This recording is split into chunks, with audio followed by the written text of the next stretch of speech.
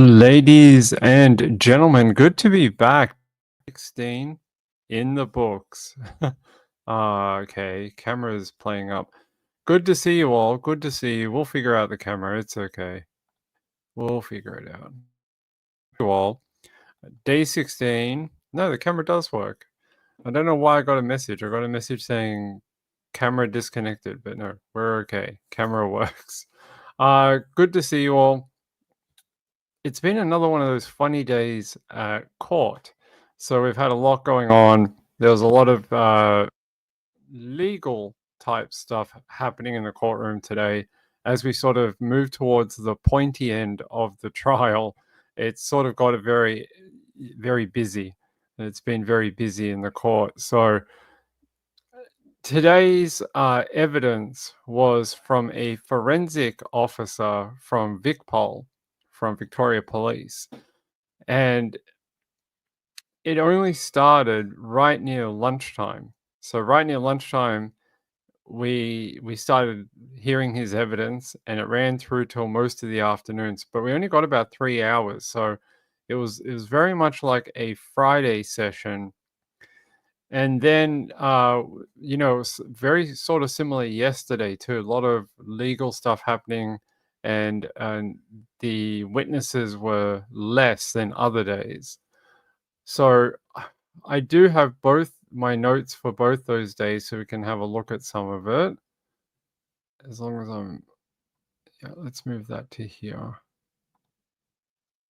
Let's get rid of that. All right.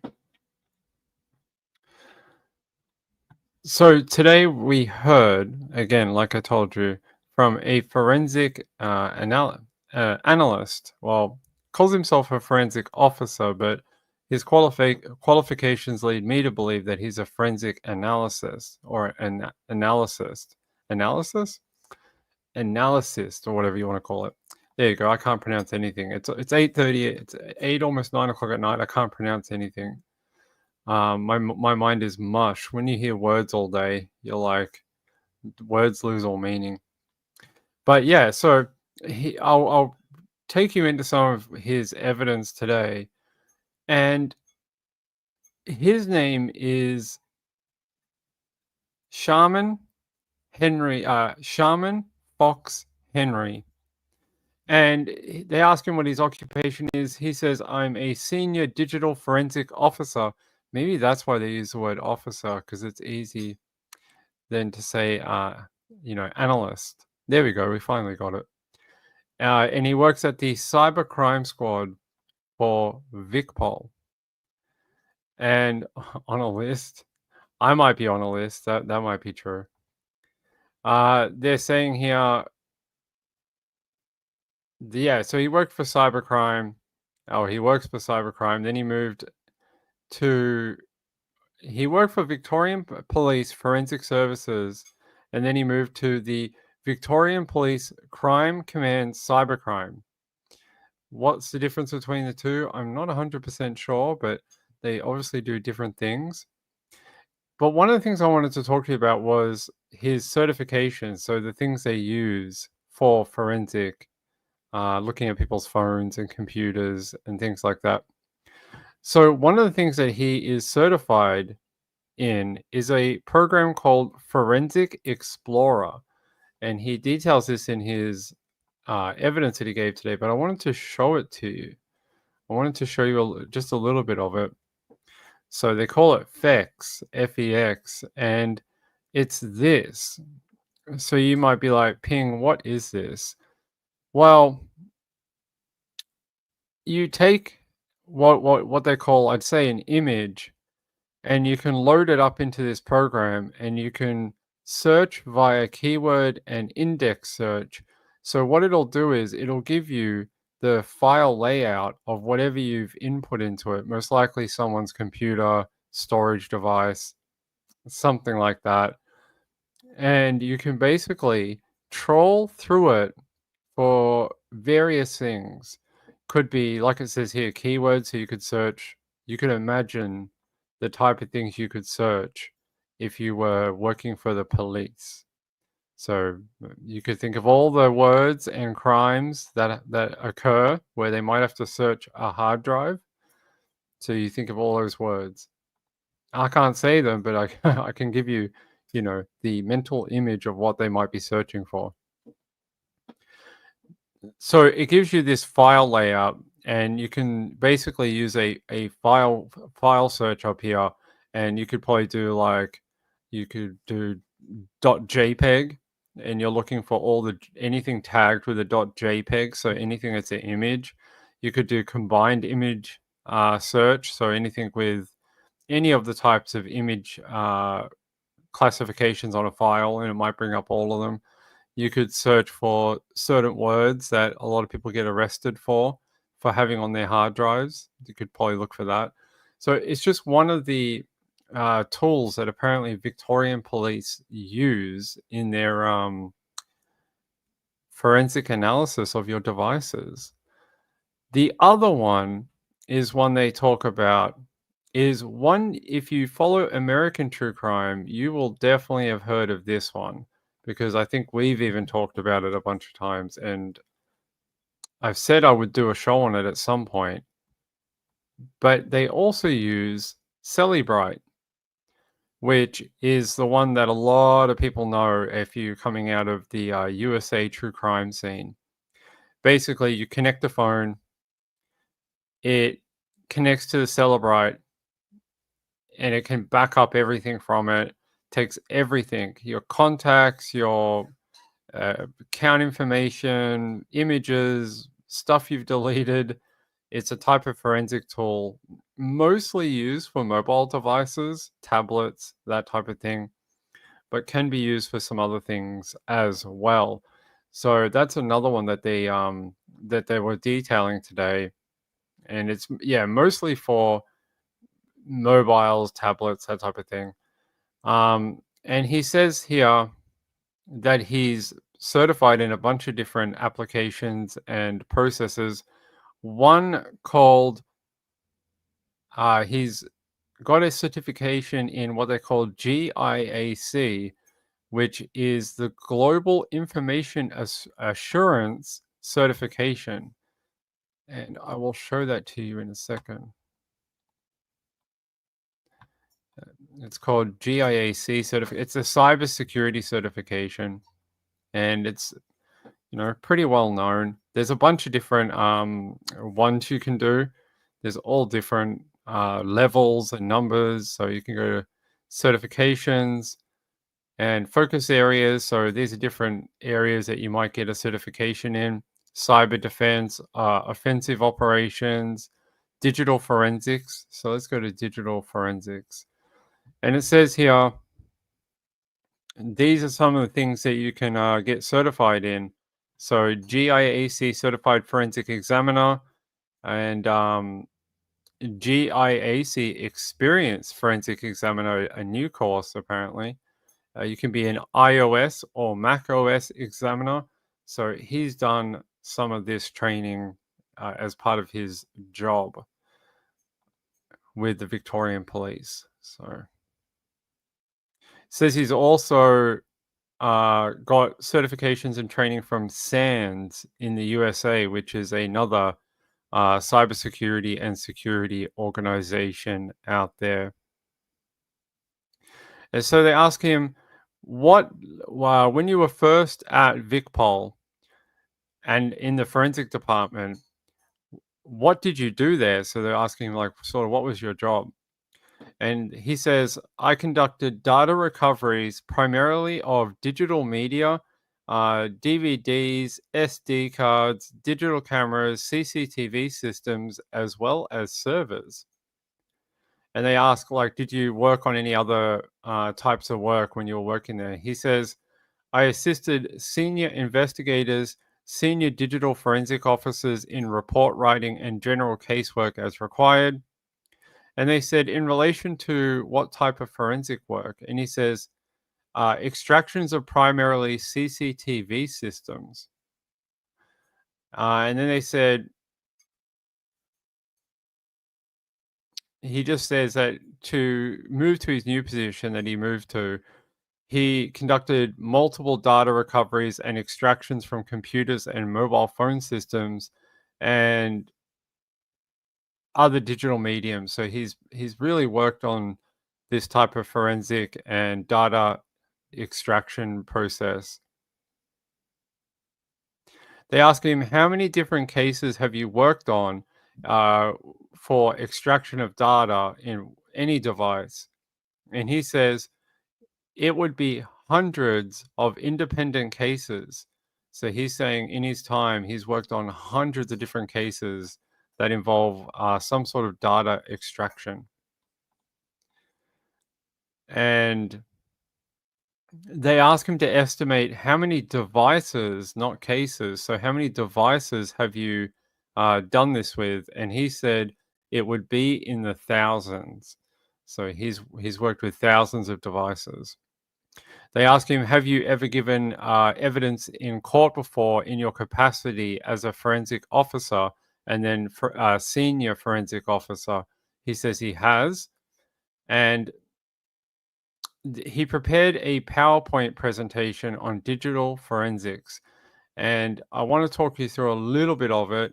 The first bit is sort of a little bit, well, I guess when you're talking to a jury, you got to start at the very beginning, right?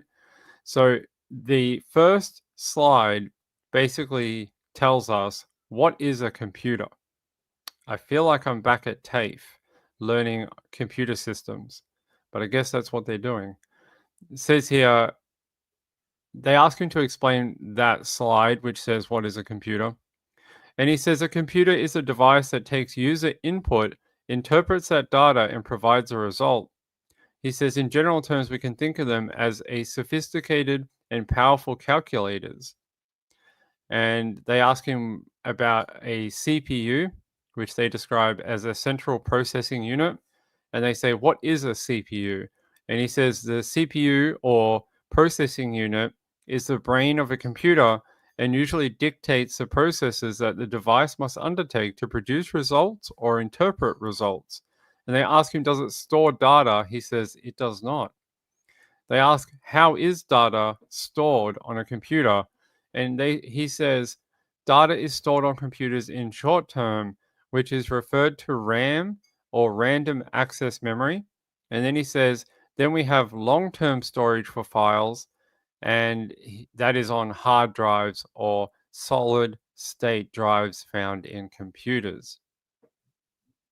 They sort of talk a little bit clarification of what a solid state drive is and what a hard drive is. I can tell you what that is. A hard drive has a magnetic or has a disk inside and it rotates sort of like a record player. A solid state drive does not. It's what we call flash memory. And flash memory is very similar to like an SD card. Similar, not quite the same, but works roughly about the same. There's no moving parts. You just sort of plug it in. Doesn't make any noise, but it's got a chip in there that is your memory. So they're the two different types of hard drive. SSD is the no movable parts, is based on flat like a type of flash memory, and then the other one is like your old school type of hard drive that has a spinning many platters, what they call platters. And there's, depending on how big the hard drive is, you could have 4, 16, 12 heaps. Each one holds a certain amount of data inside of the hard drive, and it has a little needle in it that reads the data, sort of like a record player. So that is my explanation of that. All right, let's go a little bit further down. We don't need to talk about, I feel like I'm teaching a course for Computers 101. All right.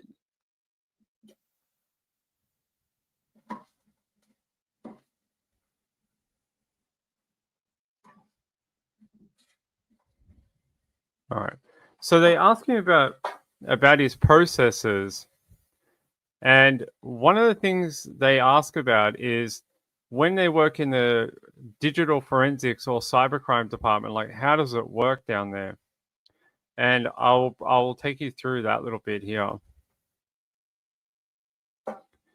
And they said,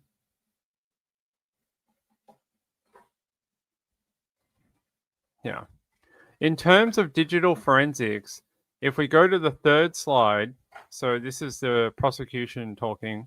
They say, what is the digital forensics and what do you do in relation to a computer? And he said the investigator raises a request, and once the items are lodged within the cybercrime department, the digital forensics officers will take details of those items, things like serial numbers, model numbers, and other unique identifying marks. They will then remove the internal storage, SSD or HDD. And then they ask him about here, this was a question today. They say, you don't remove the short term RAM? And he says, no. And they ask, why not? And he answers, once RAM is powered off, it no longer contains any data and requires the device to be on to be readable. So I can tell you a little bit more about that if you don't understand. RAM is used when your computer is working, and what it does is it stores information that is being processed by the computer. So it could be a variety of different things, but like if you are opening something, it's just a temporary place for your computer to work. So your CPU will work through the RAM. It stores things on a hard drive. The RAM doesn't really store things as such, but it is used as a type of like now storage for the CPU and other things within the computer to sort of keep information. It's sort of like, well, I don't need that right now, but I'm processing this. Just hold on a minute and put it in the RAM. And it gets put in the RAM for just sometimes microseconds and then gets processed through the CPU. So that is the difference with that. And they ask him here to go on about the processes that they use. And he says, we then take the internal storage and connect it to a standalone forensic computer via a write blocker. And he says a write blocker is a device, a hardware device that stops the digital forensic officer from altering any information on the hard drive. He says we then create a digital copy and refer to them as images of the hard drive. We then take the digital copy and ingest it or import it to our digital forensic software where it is processed. From that process, we then export a portable case that is uneditable form of our extraction and return that to the investigator.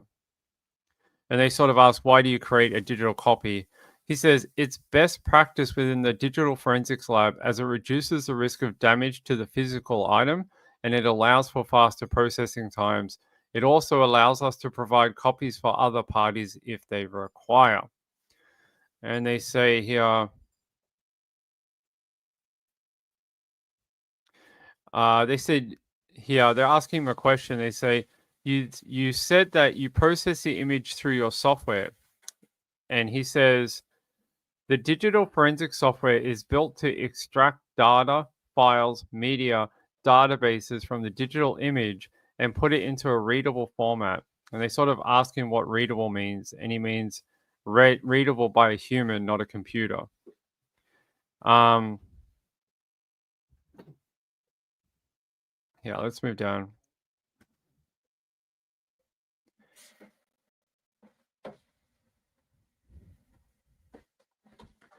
Yeah, I just want to move a little bit further down. So they ask him about what type of software they use, and one of them is called Magnet Axiom. So I have an example of this for you that I can show you. This is this Magnet? Yes. So Magnet Forensics, and it's like it says here, it's filtering important data that investigators need to review, which really reduces the overall time to evidence. And it basically looks like this. I wonder if I can bring it up. And you can analyze data and find points of interest with it.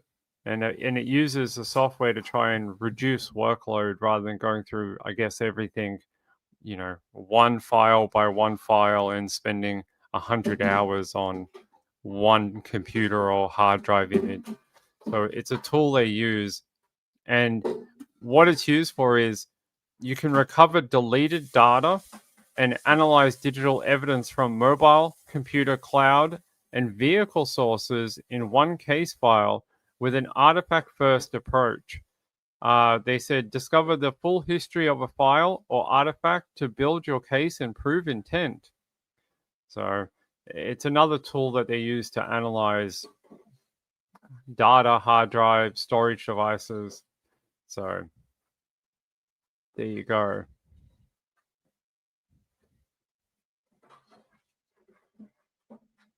Yeah, let's move down a little further.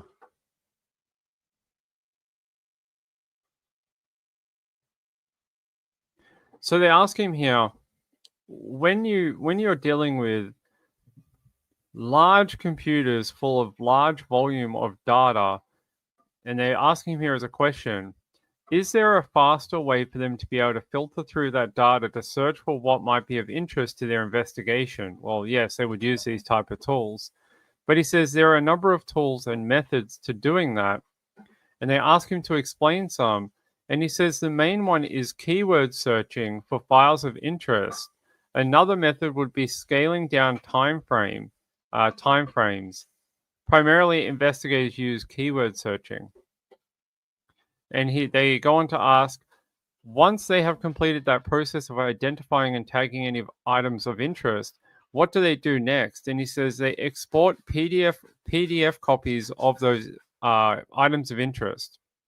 And he's like, yes. And they say, are they able to generate a report through the software that's available and that they use to do that? He says, yes. It has an export feature of the PDF, so they can export to PDF.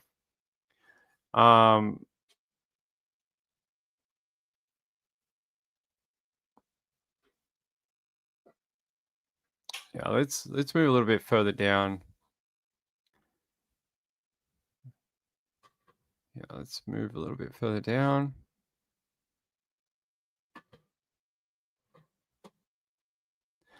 So they ask him here, I was asking you about the process. So this is Miss Warren, by the way, for the prosecution. She says, I was asking you about the process by which investigators take the portable case that you provide to them with the data in the readable form. They interrogate it and tag items that you are of interest to the investigation. I asked you about the information once. Once these items are tagged, the software can generate a report. Is that right? And he says, of those tagged items. And he says, yes. And she asks, part of that report will include data and information about those particular items as it is available. And he says, that is correct. And then they ask, I think you might have, they ask him to clarify, can that include where on the computer the file or artifacts existed? He says, yes. And they say, can it include the date that it was created? And he says, yes. And they ask about, can it also show that the date it was modified? And he says, yes again. And then they ask this, if the artifact is a visit to a website, can it include the date the website was visited? And he says, yes. They say, if in order to visit a website, a search is conducted, can it include the terms of the search that was conducted? And he says, yes. And they say, they just are saying that is some examples of information that can be included. And he's like, yes. And they say, can you have multiple artifacts for the same thing? And they give an example. And the example is, if I do a Google search for guitars, can that generate multiple artifacts? And he says, yes. Now let's move down here.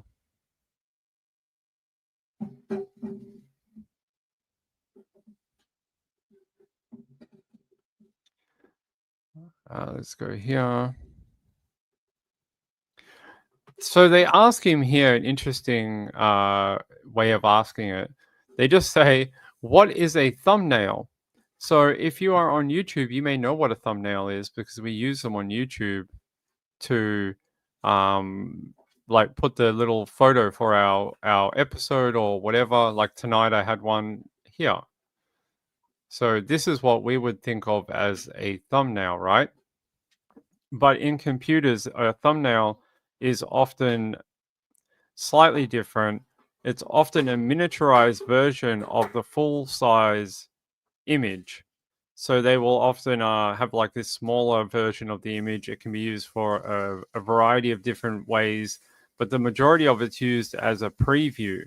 So they ask here about a thumbnail and they say, "What is a thumbnail?" And his reply is, "A thumbnail is a smaller representation of the image, and they are generally used to allow users to review large amounts of data inside of folders."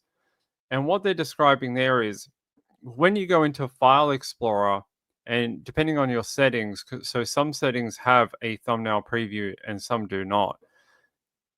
When you go into it, if you do have that enabled, you'll see just like little tiny pictures on in the folder, right? So you'll be like, "Oh, I think I know what that photo is. Yeah, that's the one I'm looking for."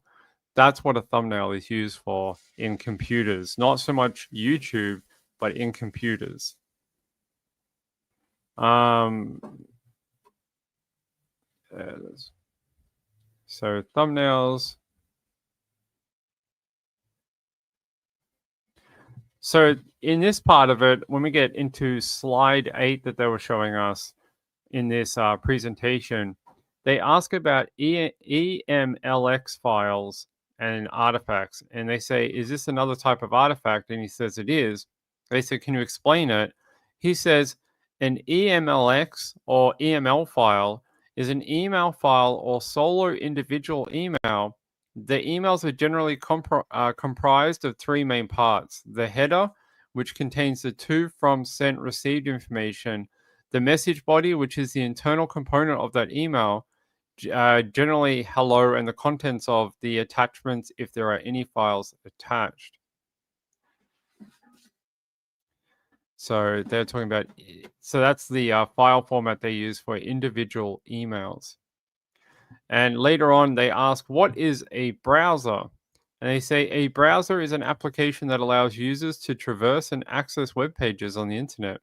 And they ask for some examples. And he says, "Google, Chrome, Mozilla, and Internet Explorer."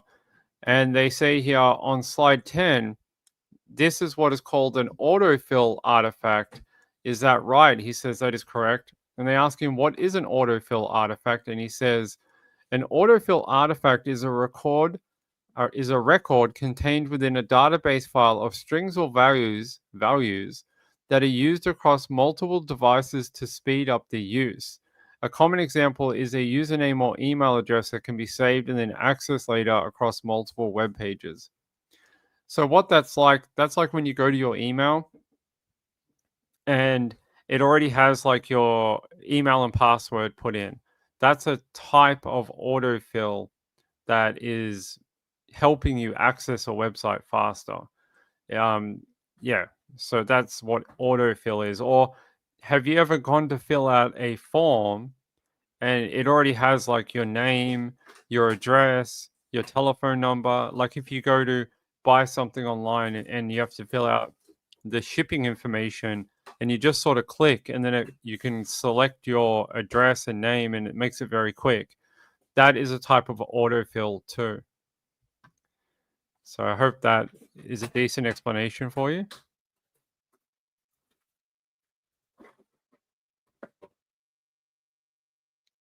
So here on slide 11 was a favicon artifact, and they asked what that is. And he says a favicon is a small icon that are attached to the browser. And he said the browser creates multiple tabs and they have assigned icons. And then down below, we see a database file that contains the icon. So I can show you what a favicon is if you like. So favicons can be a variety of different things, but the one they're talking about on this particular thing is like when you in your address bar, when you get that little image that pops up. So for Wikipedia, it's like a little W. It could be for other websites, it could be some other image or letter, and it helps you identify the website you're on for that tab. So yeah, there you go. So that's what they're talking about there as a favicon.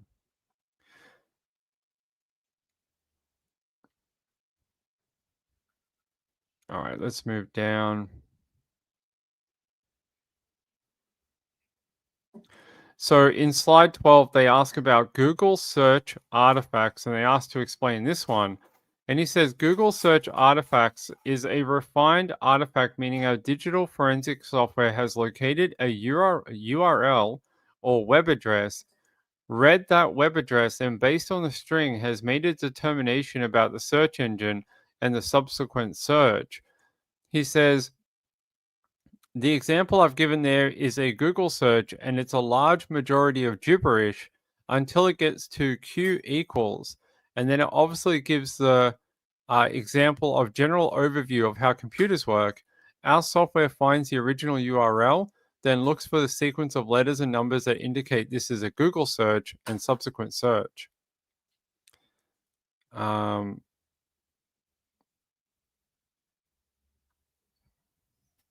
let's move down a little bit. So in slide 13, they talked about a past search query, and they ask if this is a type of artifact. He says yes, and they ask to again explain it. And he says it's similar to a Google search query. The only distinction is it's for an alternate search engine. So in this instance, it's Bing.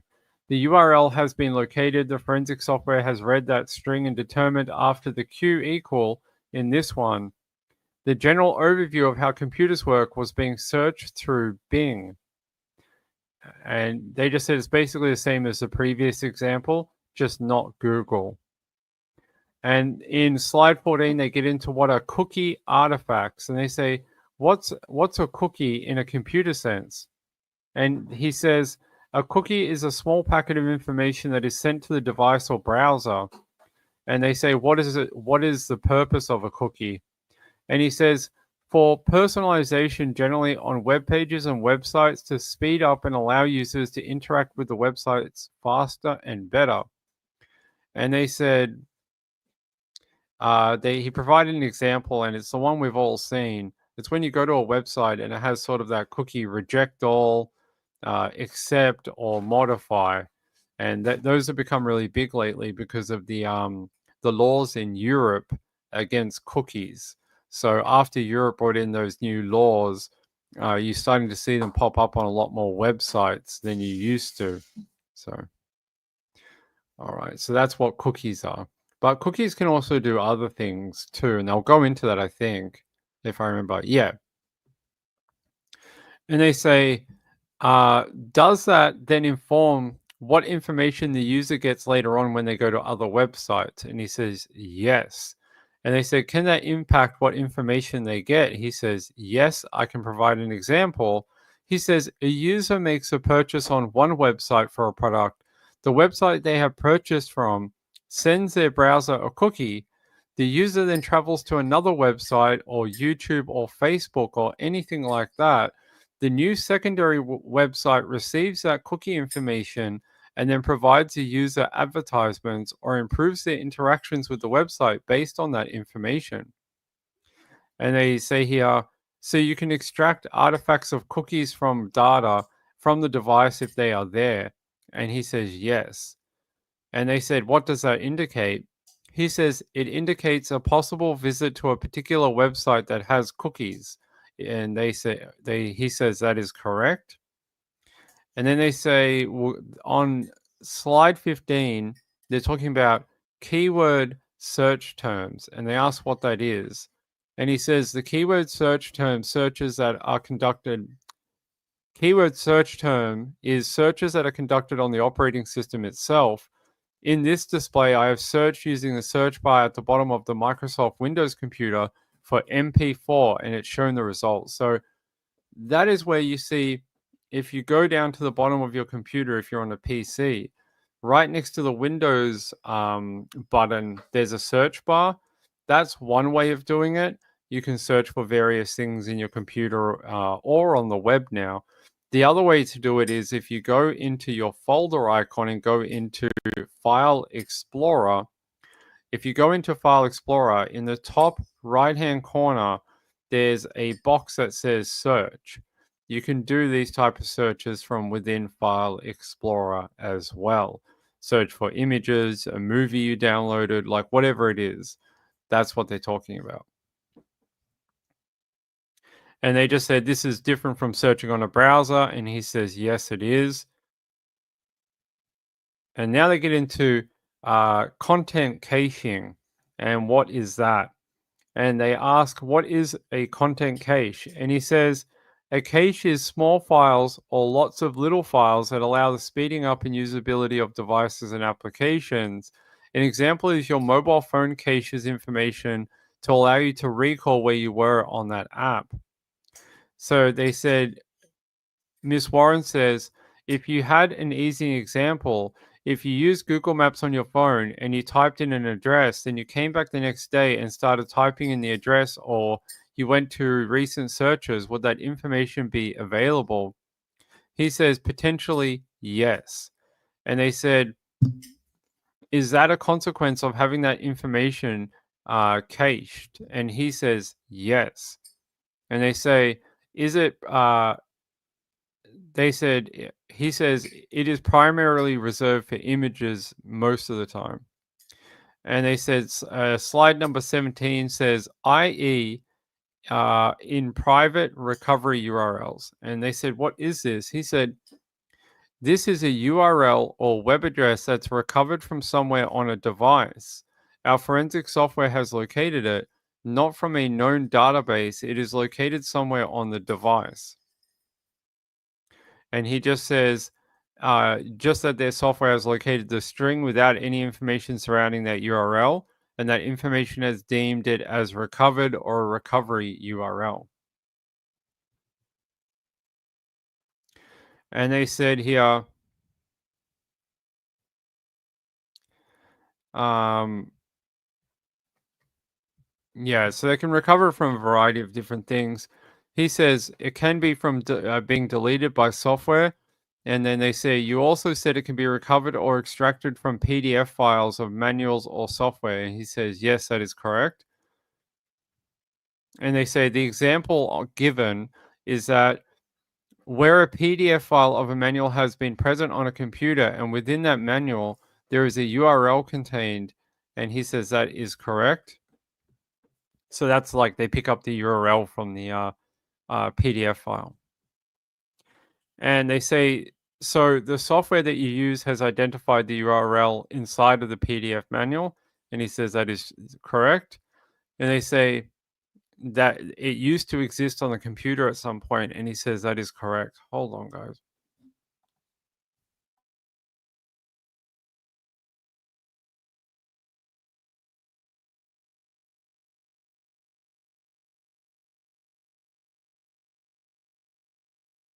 All right. Joe, don't be bullying anyone into buying a membership, okay? Don't be bullying anyone in. They don't have to be a member if they don't want to. All right. And they say here, yeah, that's correct. That used to exist on the computer. That is correct. And then they said, finally, slide 18, Windows timeline activity. And they ask, what is that? He says, Windows timeline activity is information about application usage. It is recovered from a log developed by the operating system. It can hold information regarding when applications were started, ended, and for how long they were displayed on the screen. And he says, they give an example, and it is the Word application that was open and in focus. And he says that is correct. And they say, what do you mean by open? He says, open means double clicking or running the application and having it expand into the screen. And they ask, what does in focus mean? He says, that is the main application that you are utilizing at the time. It's not minimized. It doesn't have another application over the top of it. It is the main focus of that device. And Miss Warren says, so if I'm using my computer and I have 5 Word documents open, in focus is the one that is essentially at the front. Is that the case? He says that is correct. And they say the other example that you have provided is when a browser such as Edge was opened and when it was closed. So timeline activity can provide that information. Is that what that means? And he says that is correct. And that was the end of that.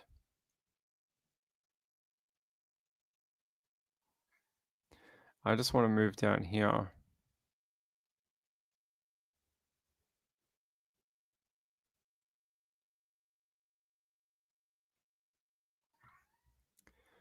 So that was a very long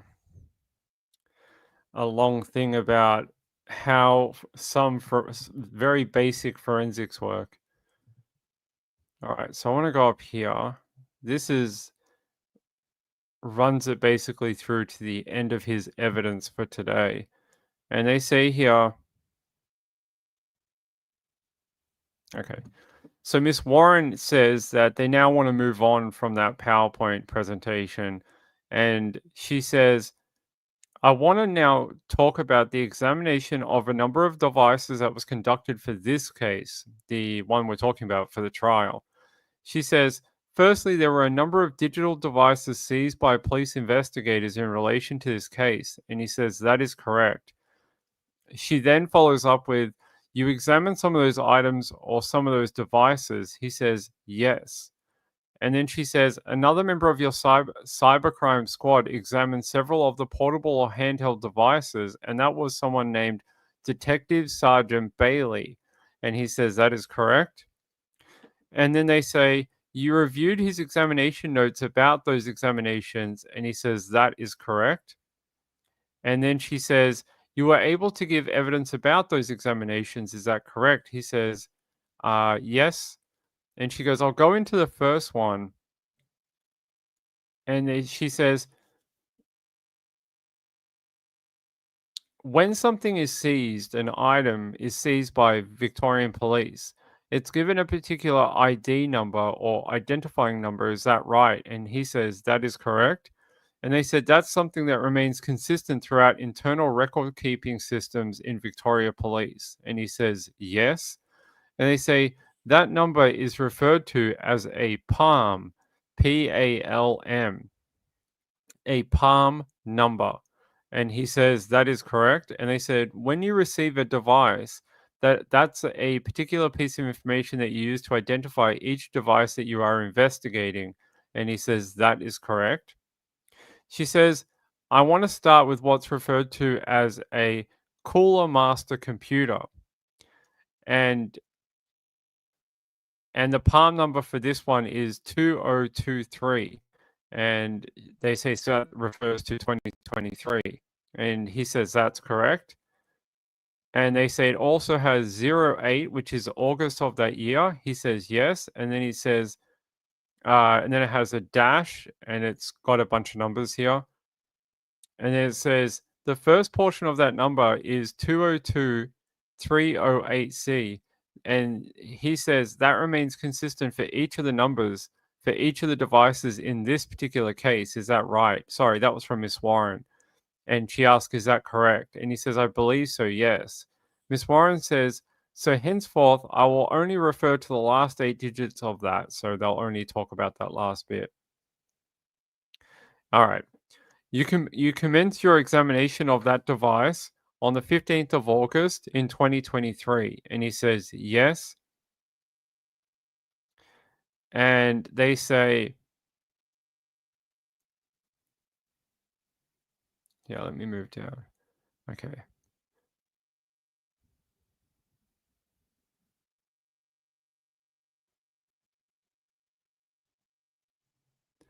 So they're asking him about this computer that they were examining. And she says, Miss Warren says, it had 3 storage devices, a 120 gigabyte silicon power SSD. And she says, they call it storage device 1. And wait, do you look at the first one? So, sorry, the first storage device they located was one called 120 gigabyte Samsung 850 EVO SSD. And then they had a second device, which was a 250 gigabyte Hitachi hard drive, or HDD. And they said there was a third one. That's the one we talked about before. It was in the wrong order. They said it's the third one, 120 gigabyte silicon power SSD. But they said um, they said it wasn't connected to the motherboard at the time of the examination. And he says it was found inside a container, inside the container of the computer, but didn't appear to be connected at the time.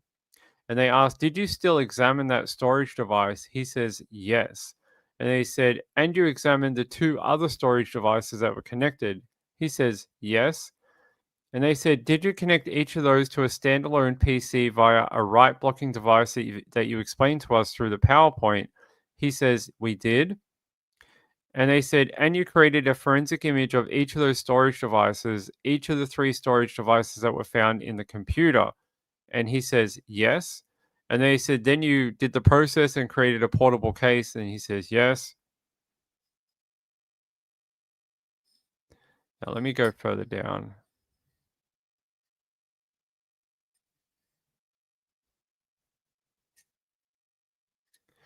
So they start talking about the report for this Cooler Master computer. And they say, now the first page is just a cover page for the report. And he says that is correct.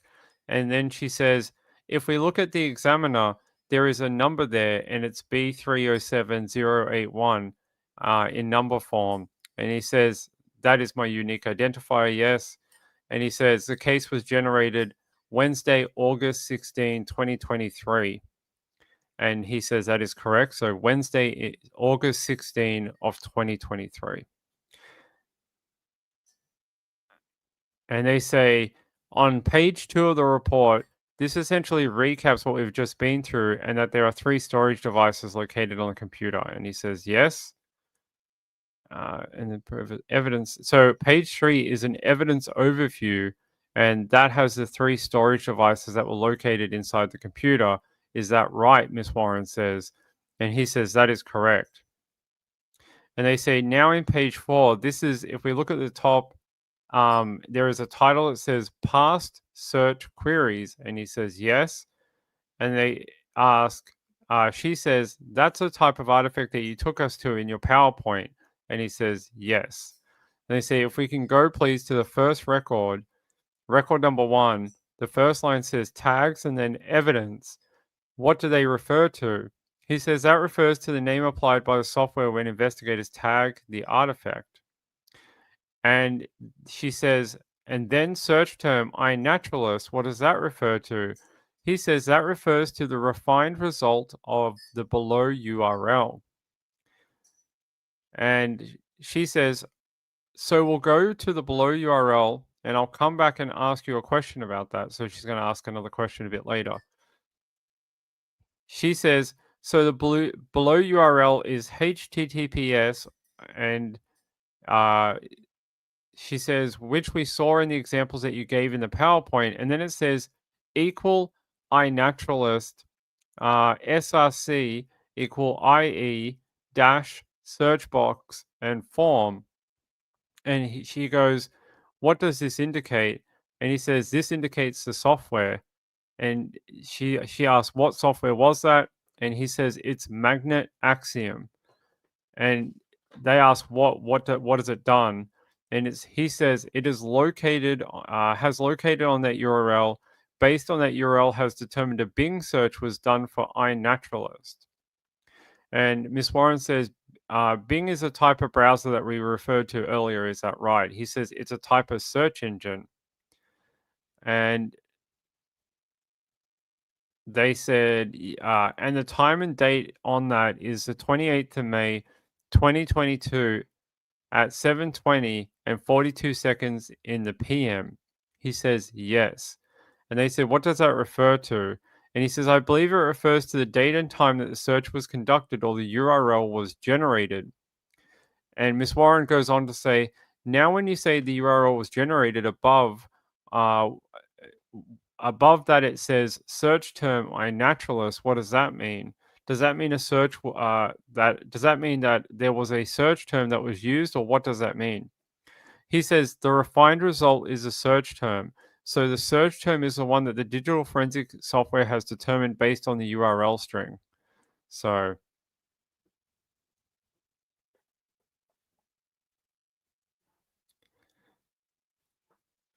So they said, "What do we make of it?"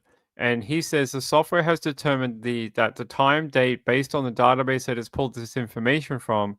I believe I provided a statement regarding distinct definition or definition. So let's move down further.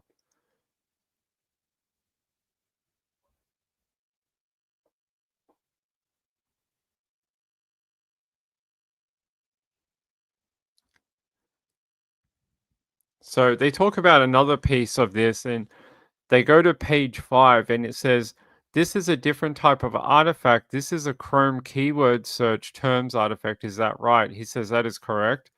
And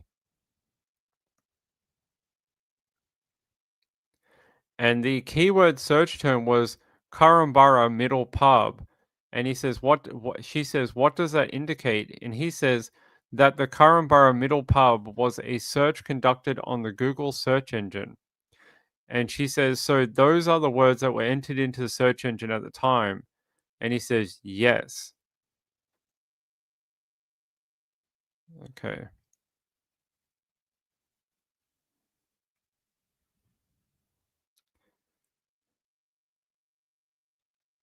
Um, so they say here the time and date of that one was the 28th of May 2022 at 7:23:39 in the PM. And they say, Is that the date and time that the search was conducted?" He says, "Yes, all the URL was generated." And she goes on to say, Miss Warren, "That's approximately 3 minutes after the first record that we looked at in relation to iNaturalist. Is that right?" And he says, "I believe so." And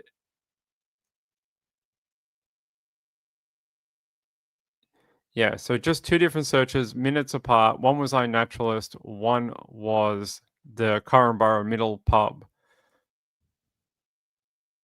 And they say here, if we go to page 6, there is an Edge Chromium web history. And she says, "Edge is a browser." He says, "Yes." And they said, if we go to record 1, the URL, there is a Bing search query. Is that right? He says, "That is correct." And she says, "And that is for the words, that has the words iNaturalist in it." And he says, "Yes." And she says, "Can you indicate what that means?"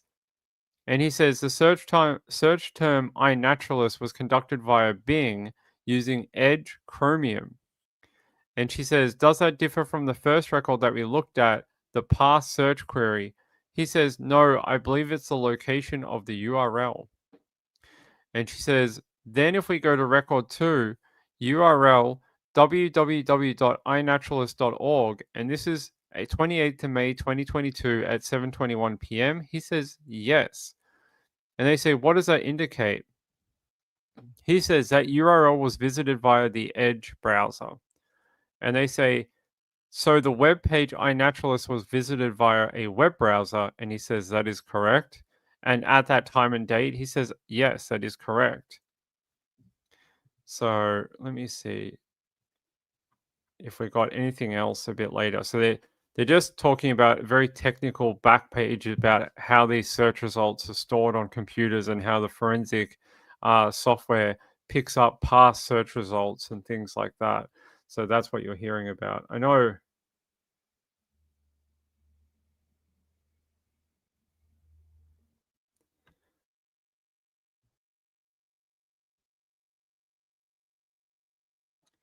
I'm just trying to see you guys' comments for 2 seconds. I should put up the banner.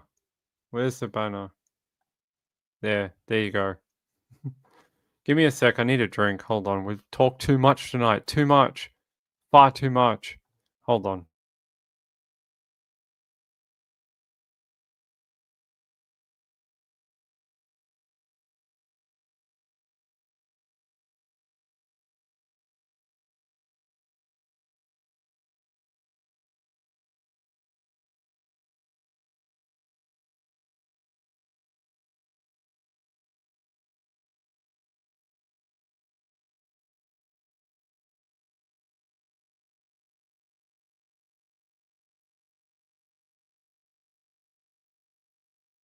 All right. Okay. So they say here, I just want to look at record 2 and in fact at record 1, but they say they want to focus on record 2. They say we have a URL, inaturalist.org, and then the time and date underneath, and that is and the title of that website is a community for naturalists, iNaturalist. And they say, what is that title referring to? And he just says that's the title of the web page. And they ask the title of the web page, the URL is the address of the web page, and he says the URL is the address of the website, and he says yes, it is. And they say the title is the title given by the developer of the website, and he says it is. And they say, okay, if you take that URL that appears there and put it into a search bar, if that website still still exists, will it take you there? He says yes. And they say, if they go to another page now, Chrome Web History Artifact, is that right? And he says that is correct. And he said, with the previous record, which was an Edge Web History Artifact, this is another type of history artifact. And he says that is correct.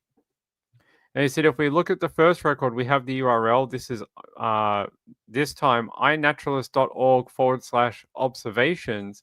Then it has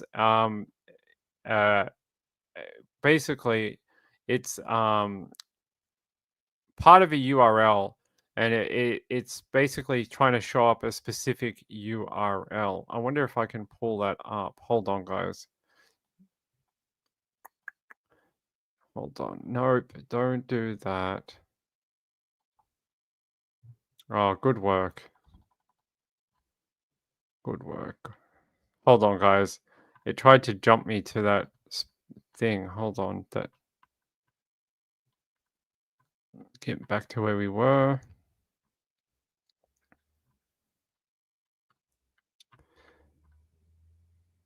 Okay, so let's go down here. We did that.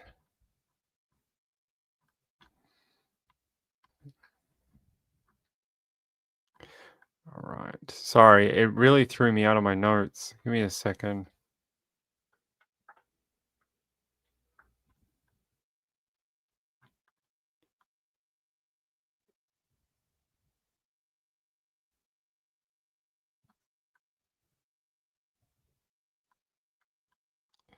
All right, I think we must be back up here. All right.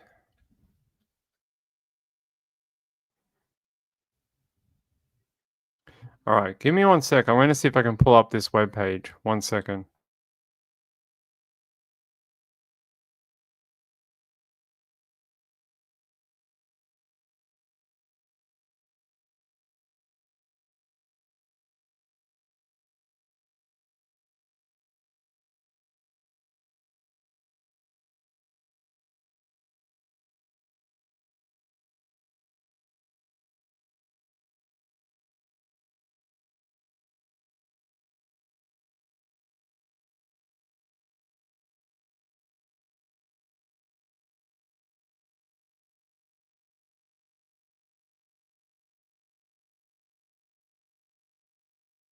So the website they're talking about and the URL that they're talking about is this one for death cap mushrooms.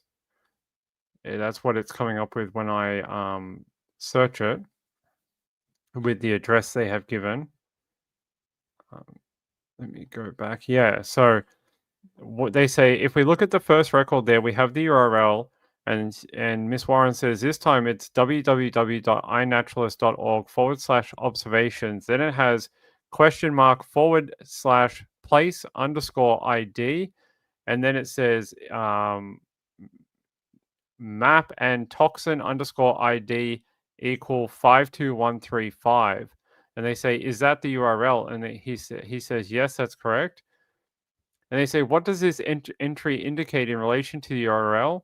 And he says that this URL was last visited on the date below and by the Chrome browser, and the date below being 22nd of the 7th and 51 seconds 7:22 in the evening and 51 seconds is the time. And they said yes. And then the title of this webpage is Observations iNaturalist. And they said it's just different from the other one, which was a community for naturalists, which was like the front landing page, I'd say. Let's see if we can go down. And then they say here, and if they go to record 3, the URL is again inaturalist.org/observations. And then it has a number. And he says yes. And then they said the time and date of this one is 7:23:18 in the PM. And he says correct. And they said the one we just looked at before was 7:23:03 in the PM. And they say, so this one is 15 seconds later. And he says that is correct. And the title of this webpage is Death Cap from Melbourne, Vic, Australia on May 18, 2022 at 2:36 p.m. by Ivan Margita, Bricker Reserve, Moorabbin. And they said, iNaturalist. And he says that is correct. And they say that's the title of the page that was visited at that time and date by this browser. And he says yes by that URL. So there you go.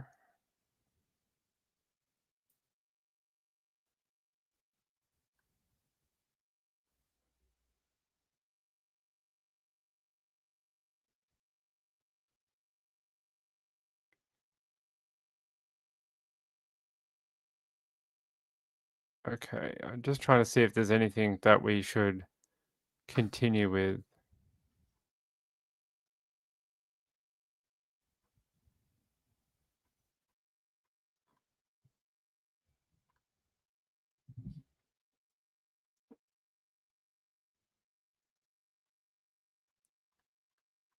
So as you heard, the page we got up is actually not the same one, but 52135. That's the classification for death cap on iNaturalist.org. But the one they were talking about was a specific report or observation by Bricker Reserve in Moorabbin by that user. So there you go. I just wanted to clarify that. You guys are very kind.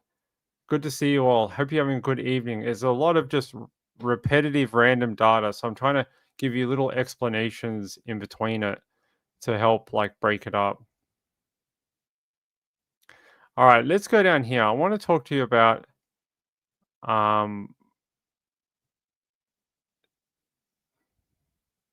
another item that they looked at. And they say, I'm going to move to a different device now. And it's a Samsung mobile phone. And it says here, they said there will be other evidence about this. But this is a phone that belonged to Gail Patterson. When Detective Sergeant Bailey examined this phone, he used a Celebrite premium software. Is that right? And he says that is correct. And he performed the extraction of the data from that phone on the 20th of November 2023. And he says that is correct. And they said similar to the process that you go through with a computer, he extracted the data and processed it through the software and then generated a portable case. And he says that's correct. And then it is provided to the investigators. He says that is correct. And they're saying they're going to talk about the report that was made from that Samsung mobile phone from Gail Patterson. And it's a digital examination of that phone. And they say here, they got a report from it, and it's called Extraction Report for Cellbrite Report. So the Cellbrite being the software is used, and he says that's correct. Then underneath it has the words instant messages, and he says Cellbrite refers to instant messages as communications by messaging applications. And they said here,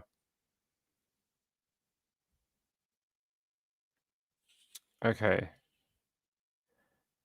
I'm not gonna. It says here. Then the column that is titled "From," and they say the first row has a phone number, and that is redacted, and it says Patterson Erin.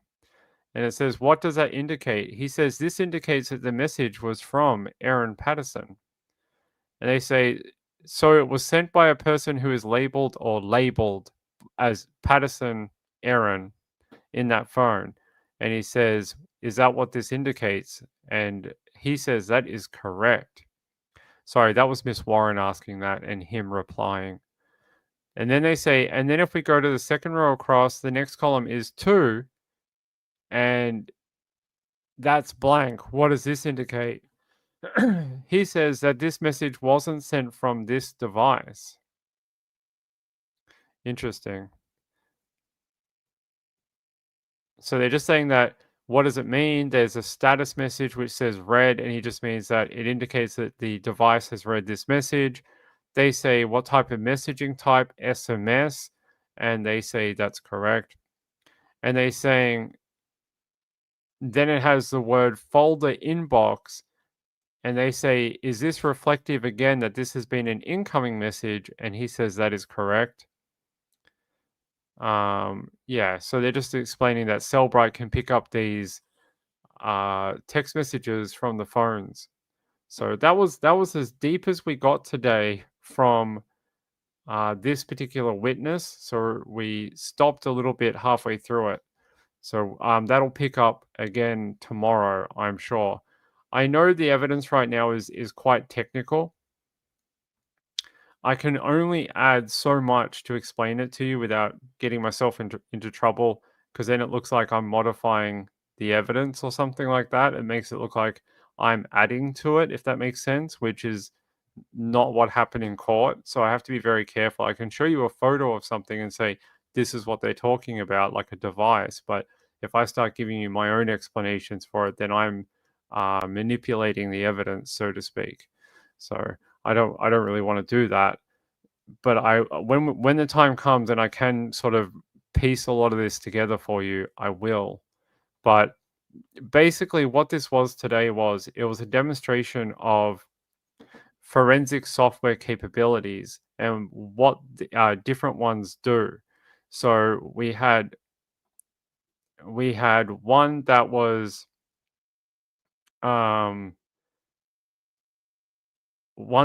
Celebrite, and that's the one everyone knows. It's for mobile devices. The other one, the Axiom one, that one's for more like computers. So that's just the differentiations. One is more for like hard drives, one is more for like whole systems. They're all used basically just to extract data from different devices. They all want to achieve the same result, and that is to find any type of evidence, photos, text messages, cell records, who you dialed, who you called, what apps you've been using. That's what these applications do. So we'll hear more from him tomorrow, I'm pretty sure. Let me just double check my notes here. Yeah, so we'll hear more from Officer Sharman Fox Henry continuing tomorrow, I'm sure. So yeah, I know it's all a little I appreciate it. It's been a little funny the last couple of days. We've had a lot of like delays and pushbacks, and that's why the show was late tonight. It was supposed to be a couple of hours ago, but we've had some different things pop up, which has made it longer than it should be. Yeah, so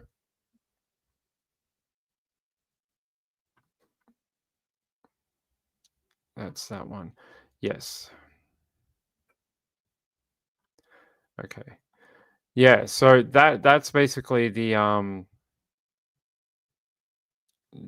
evidence for today's session.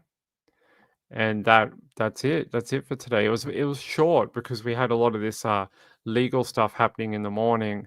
It really pushed this out right towards lunchtime. So we heard a little bit from him just before lunch, and then we broke for an hour and 15 minutes for lunch. Then we came back for about an hour, had another 10-minute break, and then we heard another like 40 minutes until we finished for the day. So it was not a ton of time today. So some days we get a full day where witnesses come in at 10:30 on the dot. They're in the witness box We get a ton of evidence, and we get a full 2.5 hours before lunchtime, and then we come back after lunch and get another 2, 3 hours. But today it was not to be. Today was a sort of short day. Short day for if you were a reporter. If you are a judge, it was just a normal day. If you're a judge or a lawyer, it was just a normal day in the courtroom. But for people reporting it, it was sort of a short day. Like I checked a lot of the coverage from today, and there wasn't a ton either. So I think everyone sort of saw that today was a little bit of a short day. Now, I didn't read you through every line because otherwise we'd be sitting here talking about browsers and what is a browser for the next 3.5 hours. So I didn't want to do that to you.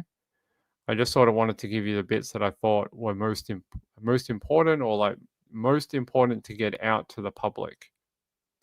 So what I felt I needed to report on. Let me have a look.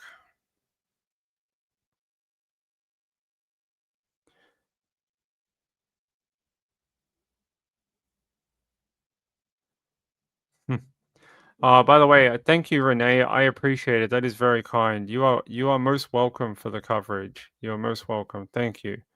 That is very, very sweet of you. I uh I do it because I love the cases, not for the money. I promise. I do it because I want to be there and I want to be at the court case. But I appreciate it because it helps. What are we going to do tomorrow? So tomorrow's Thursday. I have a feeling a lot of tomorrow will be focused on this particular witness. If this is the only stage we're up to in his evidence, and he's sort of the forensic guy for all the devices and computers and whatever else they want to look into, either if it's him or someone else from the same team at VicPol, I have a feeling tomorrow is going to be another really super heavy day of forensic type talking. But today almost felt like an introduction to forensic process, and only very close to the end did we start sort of digging into a few things, if that makes sense.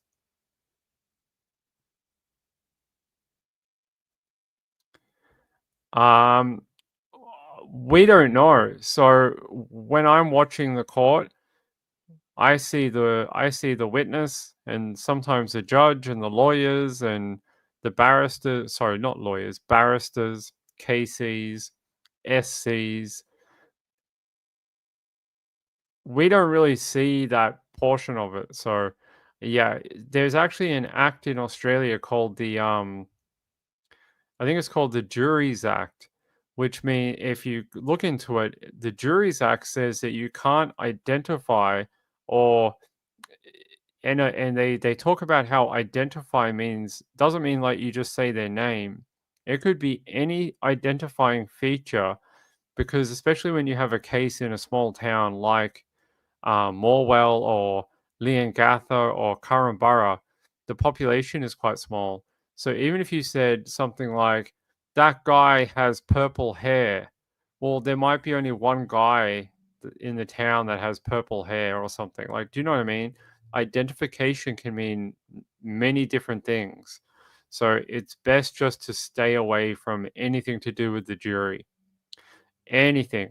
Just leave them alone, let them do their jobs, and report on the stuff that happens in the courtroom, not what happens with them. Leave them alone.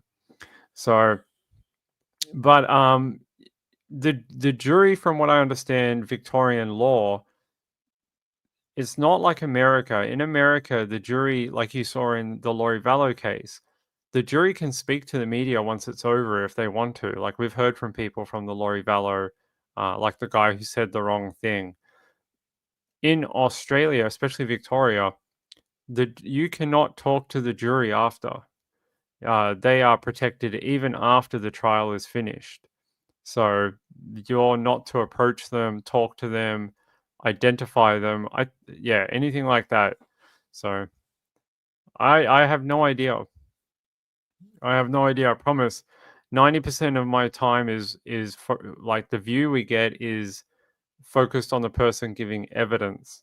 So what we see is a person in the witness box giving evidence, and we'll see the barristers, and they'll be, King's Counsel, they'll be giving evidence, or not evidence. They'll be asking questions and things like that. That's what we see. We don't really see anyone else. Like I see the judge every now and then. I see, Justice Beale. He pops up on the thing every so often. But they've sort of got it set up so that the focus is on the evidence, not Erin Patterson or the jury or whatever. It's focused on the stuff being given to the court. So that's what it's sort of focused on. Chipmunk says, "You do a wonderful job, Ping. Much easier to listen to and good with explaining things." I appreciate it. I know it jumps around a little bit. It's because there's a lot of stuff in between that doesn't really mean anything, or it does in an evidence point of view, but to you guys, it wouldn't. It'd just be me going, "What's a computer? A computer's made of metal." "What do you mean it's made of metal?" "Oh, well, they use sheet metal to bend it into pieces, and then they fabricate it to turn it into a shell for a computer." Like, I don't think you guys want me to spend 2 hours reading out that type of stuff. You guys would prefer if I give you the stuff that has some information in it. I don't know. I don't know if I've seen any hobbits. I don't think so. I think you have to go to New Zealand for that. I think you have to go to New Zealand. The other one we did have was from the day before that we weren't able to do a ton on. I had to look through my notes for that now that I got the okay to use them. I had to look through my notes. I think we went through, even though we did a very short version of it, I think we went through most of it. So we talked about Dr. Sorrell. We did that. Let me go down further.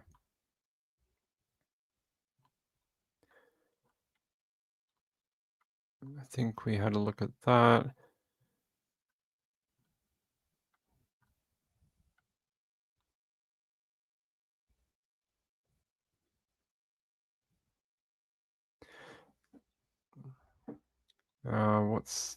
Yeah, so I think we heard from Dr. Sorrell yesterday, and then we heard from a different evidence. So yeah, we did hear from, if I can get his name. Yeah, so we heard from Kuyong Tran, and he is a detective with the homicide squad. We heard from him yesterday. And other than what I told you yesterday about the CCTV that we were able to view, I think you guys heard most of the evidence from it. He was only on the stand for a short period of time. I don't know what'll happen there. I've got no idea, but we just sort of heard about the CCTV, and I can give you an example. Who is this speaking? So it's Miss Warren again for the prosecution, and she says, um, "I want to ask you about a couple of those." So they're talking about these. Yes, she just says, "I want to talk to you about a couple of these. Firstly, you were tasked with obtaining CCTV, so closed circuit television from certain locations. Is that correct?" And he says, "Yes, that's correct." And she asked, "One of those was in BP Caldermead, right?" And he says, "Yep." And they say, "On the 28th of August, 2023, did you attend the BP service station at Caldermead?" And he says, "Yes, I did." And she asked, "You did that because you became, or police became aware that Aaron Patterson had attended there on the 30th of July, 2023. Is that right?" He says, "That is correct." And she asks, "You were able to obtain CCTV from the premises for that date, the 30th of July, 2023. He says, "I was." And they say, "That CCTV, which will play in a moment, shows Miss Patterson entering the service station. Is that right?" And he says, "That's correct." And they say,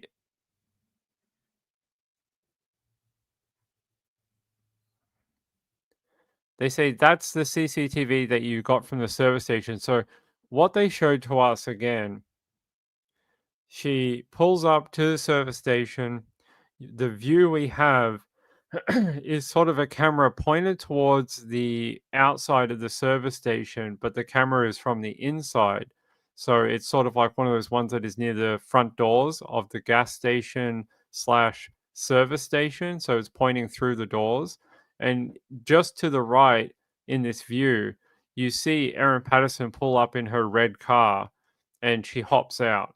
And then she comes into the service station and she goes to the back to the bathroom. She's only there inside the bathroom for about 9 seconds and comes back out. She then proceeds to peruse the service station's items for sale, grabs a couple, purchases some food, I think two sandwiches, a ham, cheese, and tomato sandwich, and then another one, and pays for the items and leaves. So that's what we got up to yesterday with that one. I think she purchased like some candy, a couple of sandwiches. It wasn't a lot. Let me see if they tell us what those items were again. Da, da, da, da, da. Yeah.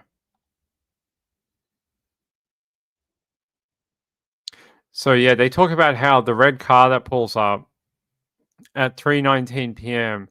It's red. It's a red MG, and they say yeah, that she enters the store in the bottom left-hand corner there. Is that right? And they say it's correct.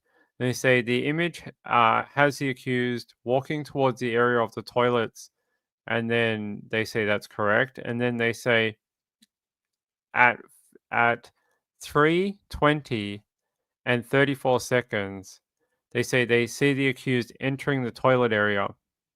And then they say the image they show next is 3:20 and 43 seconds. And they say that's 9 seconds later, the accused is exiting from the toilet area. And they say that's correct. And then image 7 shows the accused coming into the store, and then it's a different angle. They say image 8 shows her at a fridge looking for some items, and then another image shows her walking across away from there, and then it says the next image shows her at the service counter, and then she leaves the store at 3:22 and 53 seconds. So that's it. That's all we saw. So that's all she did. That's all we got from this particular homicide squad detective. I wonder, did they give us the actual? Is it in my notes? Let me have a look. I don't think we actually got. I don't think I actually wrote down what those items were. Yeah, I must not have. I think we read elsewhere last night that it was like some sort of candy, a couple of sandwiches. One of them was ham, cheese, and tomato. So Renee says, "I look forward to the coverage tomorrow." We'll see. We never know what you're going to get when you rock up to court in the morning. You never know. Julie says this channel and case is a great lesson in self-restraint. Yes, I've had to learn self-restraint on this very quickly because if you watch some of my weekend shows, you'll see what I'm normally like, and I'm normally just like say whatever comes to my head. This, and this don't often talk to each other, and I'll just say things before my brain has time to catch up, and then I'm like, wait, I shouldn't have said that. But I've had to learn to be like, just say what's in the notes. Don't say anything else. It's taken a few weeks to get it done. Joe says her car's no, it's not a no. I don't know if I can find one. Hold on. MG 4-wheel drive. It's like a little red 4-wheel drivey thing. It's sort of. I'm not saying this is Erin Patterson's car. Okay, don't be like Ping said this is Erin Patterson's car, but it's something like this. Something like.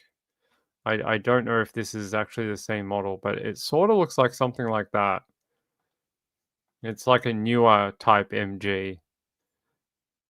Yeah, something like this. This is sort of like the car we see in the video, in that BP service station video. So I didn't even know they made MGs anymore. I thought they stopped making them like 20 years ago. I had no idea that it was still a thing. I thought they were long gone. Thought they went the way of like other companies. Hold on, guys. There you go.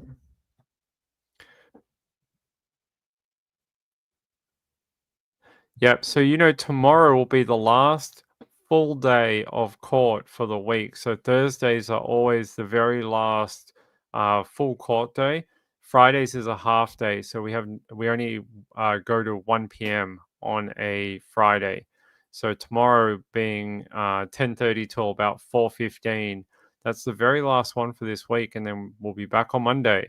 Back on Monday for week 5. Week 5, geez. How are we already in week 5? How does that work? This has flown by. All right, I think we should get out of here for the night. That's sort of why we were delayed today. It was sort of like one of those funny days at court. We've had a couple. We had one yesterday and we had one today. So hopefully tomorrow we get a full day of evidence tomorrow. We'll see. But that would be good to get through some of this technical evidence because we've had a lot of it over the last couple of days. So it's 10 o'clock here in Melbourne. I am going to get out of here for the night and get some sleep because I got to get up for the morning and get back to the courtroom. So, hey, I love you all. I know the technical data can be a little dry at times, but it's just what the evidence is. It's just what we're given. So I can't change that for you, unfortunately. It's just what it is. So I'll be back tomorrow, uh, probably about the same time, and we'll see what we get tomorrow at court. You never know. It's like what's that saying? Like a box of chocolate. You never know what you're going to get inside. That's the same with court, right? Every day is different. You never know what's going to happen. The barristers and the lawyers, they have their own ideas of what they want to do. So we'll see. We'll see what happens. I love you all. Have a great night out there. I'm going to go sleep. God, it's cold in Melbourne. It's like my windows were all icy this morning. They had ice on it. So, hey, Peekaboo, how are you? No, we're just leaving. We're just going. Oh, I feel bad. We're just leaving for the night. I will see you then. And yeah, day 17 tomorrow. Day 17 of the court case tomorrow. I'll see you then. I'll see you then. Good night, everyone. By the way, thank you to those people. Let me double check before we get out of here. Thank you to Renee. I appreciate that. That was very kind. Let me see if I had anyone else. That's okay. Yeah, thanks to Renee. I appreciate and Joe can have a thank you for becoming a member. There you go. I will see you tomorrow. Tomorrow around the same time. And yeah, if I get any news about anything, I'll post it on Twitter during the day. That's again why there wasn't very many tweets today because there wasn't really much to tweet about. That's why normally I post heaps of them, but it was one of those weird days. I don't know if they exist. All right, love you. What time tomorrow? Same time, same time. We normally go on about an hour and a half before now. So if you go back by an hour and a half, that's normally when we start the show. All right, you wake up early, my friend. I hope you're doing well. All right, see you then tomorrow, Thursday, day 17. I'm going to forget the days soon. I'm going to be like, it's day 28. I've been here for 75 years. All right, see you later. Bye. Hey, JDR, good to see you. All right, see you later, guys. Bye bye.